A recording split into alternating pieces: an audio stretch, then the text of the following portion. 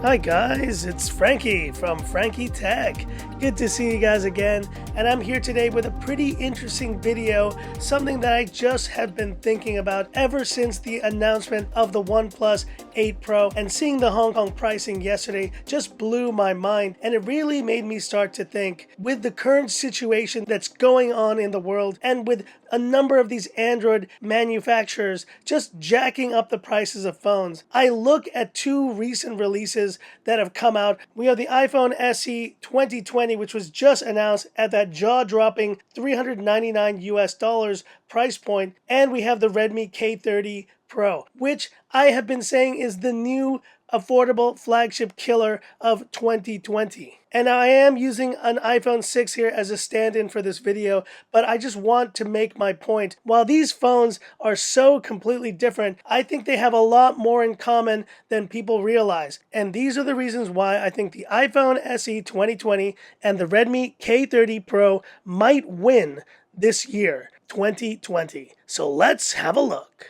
So the iPhone SE was just recently announced, and this is the iPhone 6 I have with me, but I'm actually using it right now to get ready for the iPhone SE. This is exactly the same screen size that I'm going to be using on that phone. And it is definitely small, guys, at 4.7 inches. But I will tell you, because phones used to be 16 by 9, they weren't these tall displays. And because of the 16 by 9 aspect ratio, the width is actually not as bad as people think. And as you can see right there, it's a pretty wide display still, this 4.7 inch 16 by 9 display that the SE 2020 is going to use. Now there's no getting around it. The iPhone SE is giving up on a number of things that modern phones have, which mainly relates to the fact it's using a design from 2014, guys. This iPhone 6, when it was released 6 years ago, was a large display with the Plus model at the time. Now, I guess my one wish list for the 2020 SE would have been to see a Plus model of the phone. I use this Plus version, and it's a much larger, much more modern size display. But we're going to have to just deal with now this 4.7 inch display on the SE. Meanwhile, we see here the Redmi K30 Pro. It is still very much a modern phone, and the display size is a non-issue. But like I said, these phones are doing a number of things that are very similar. Instead of jacking up the price like Samsung and now OnePlus have done, and I would say even the Mi 10 series has raised their prices quite a bit, instead we see this Redmi K30 series removing a number of features. But when you start thinking about it,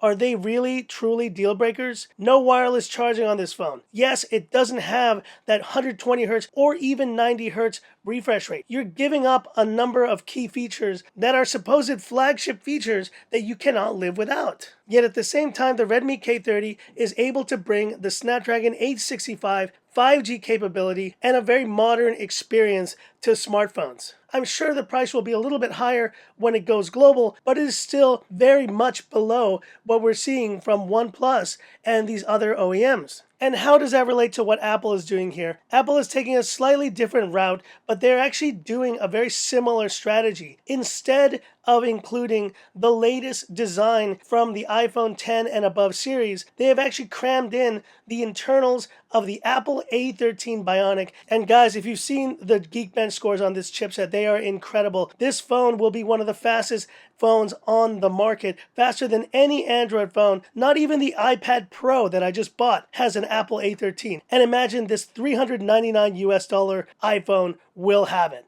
So that's just incredible.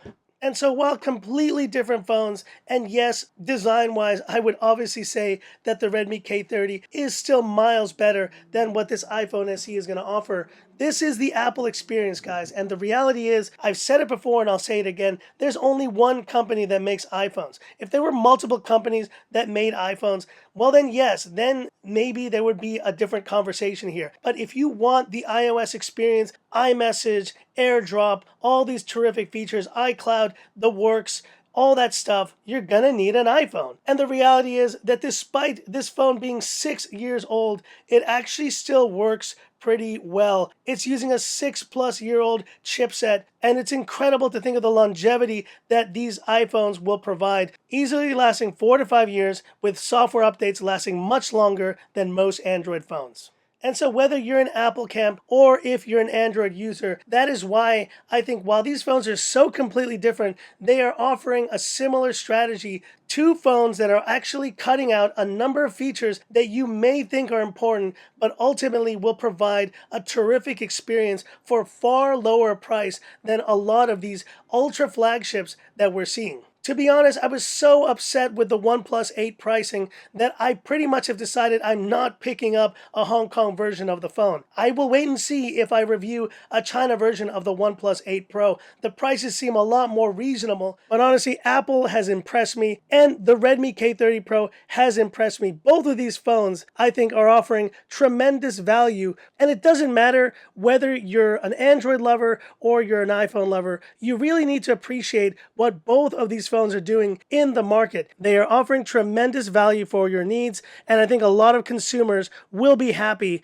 These are the true affordable flagships of 2020, and there's no denying that. But hit me up in the comments, guys. What are your thoughts on this iPhone SE 2020 pricing? Are you considering maybe a potential experience here for the first time with iOS? Or are you dead set on your Redmi K30 Pro? Because let's face it, guys, this is a value champion, and even the SE is not going to be able to compete when it comes to design of something like a Redmi K30 Pro, but it will compete in many other areas, and stay tuned for the full comparison when I do get the official SE in my hands very soon. But that's it for this video. If you liked it, give me that thumbs up, and if you love the content of Frankie Tech, subscribe to the channel, hit the bell icon for future updates. The OnePlus 8 Pro and the iPhone SE are up for pre-order today in Hong Kong, but the SE is the one that I'm going for, and we shall see, guys, when I do get a OnePlus 8. It will likely be a China version I will be reviewing on the channel, so stay tuned for that. So that's it, and this is where I leave you by saying, this is Frankie Tech signing off. Have a good one.